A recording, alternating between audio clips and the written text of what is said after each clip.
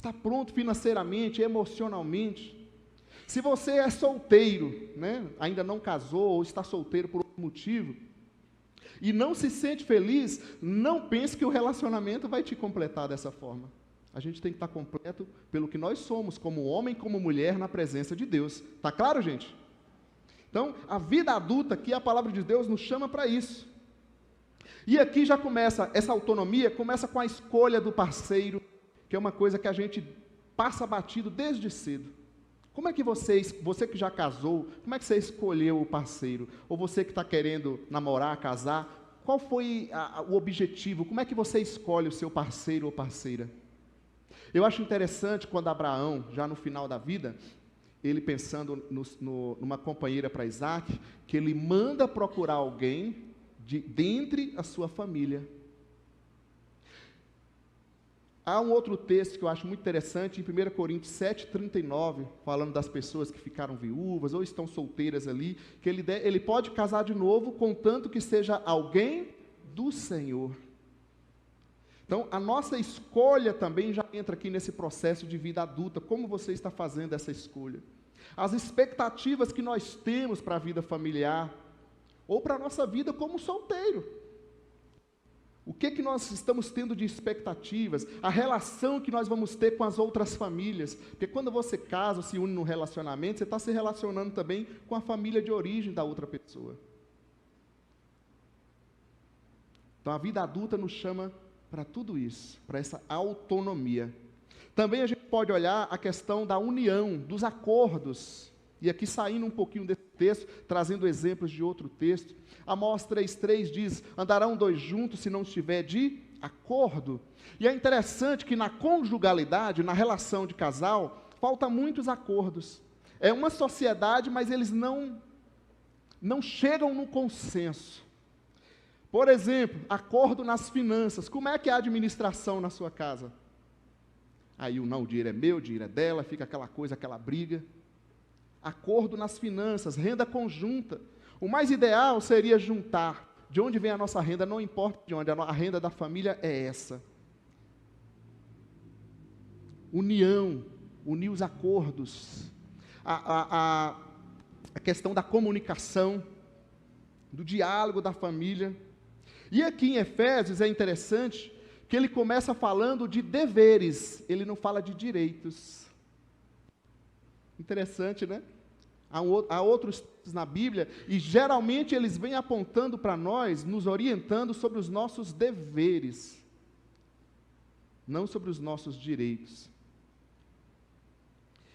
O casamento ou o relacionamento, a vida conjugal, para você solteiro ou você casado, é uma coisa tão séria, porque você está escolhendo dividir a sua história com alguém. E eu conheço muitos casos, quem sabe aqui neste auditório, muitos, né, se a gente perguntar quantos aqui, quando foi feito o seu casamento, você teve aquele curso de noivos? Quantos aqui teve um curso de noivos? Né? Não precisa levantar sua mão, vai que os outros... Né? Muitos casaram sem ter uma preparação básica para o casamento. Depois da conversão, de entregar a vida a Jesus, eu acho que a segunda maior decisão na nossa vida é querer unir a nossa história com a história de alguém. E as pessoas não querem estudar, conhecer mais, planejar. Tá, eu não fiz o de noivos, mas nós temos os encontrinhos, os encontros, as atividades para casais, existe aconselhamento, e nós não buscamos, nós não falamos. Nem na hora de escolher, e nem quando já está junto, está em crise, está com alguma dificuldade, falta perguntar, a gente aprender mais sobre a vida conjugal, na ótica da palavra, sobre o modelo espiritual, para a família. Amém, gente? Está claro ou está escuro? Então vamos entrar um pouquinho no texto, aqui em Efésios, ele ensina então sobre os papéis no lar. Isso precisa ficar claro, os papéis no lar. O pai, a mãe, o marido, né, a esposa, o avô. Tem lares que é tudo confuso. Não sabe quem é que é o pai, quem que é a mãe, quem que é o avô, quem que é o esposo, quem que é o filho. Fica tudo confuso. É bonito o amor, né, aquele envolvimento, mas precisa ficar claro os papéis. Aqui não fala de todos, né, de avô, de todas as extensões, mas trata aqui da base, do núcleo, que é o marido e a esposa, ou os pais. E o que a gente vê aqui? Aquela palavrinha que a gente não gosta, que já começa aqui, é um texto que a gente foge, né?